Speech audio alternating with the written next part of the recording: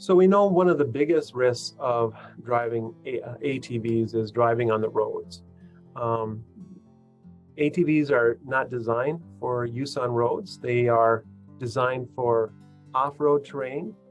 So this really puts them at increased risk of having a crash. So ATVs, as we already mentioned, have a fairly narrow track and a high center of gravity, so they are a little more likely to roll over. They have off-road tires. So these are low pressure tires with knobby treads that are designed to kind of grab off-road terrain.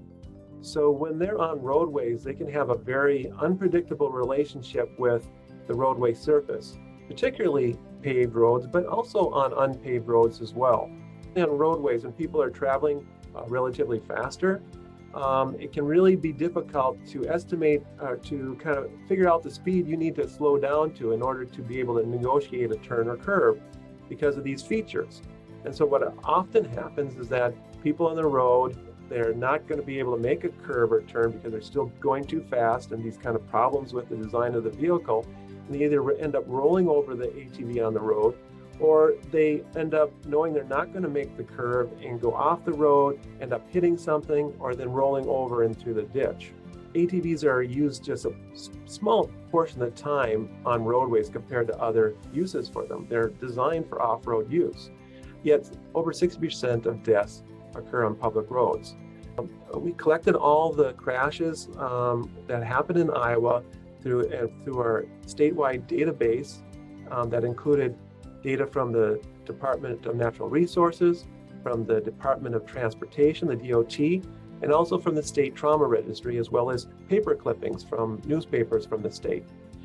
And we looked at all those and then looked at counties that had passed legislation compared to the years before they had legislation passed, and also to counties who had not passed roadway legislation allowing ATVs on roadways.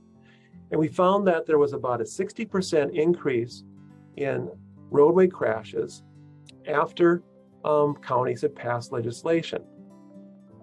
If one looked at that and kind of looked at the last 5 years and kind of said, well, with a 60% increase, what would that do? Well, that would increase the number of ED visits related to ATV roadway crashes to about 776 additional ED visits, and about another 5 deaths a year in the state of Iowa. So we know that passing this legislation in 2022, allowing ATVs and side-by-sides on roads, is going to increase the number of injuries and deaths. I would argue that the step of just opening up roadways to ATV use was not a good idea.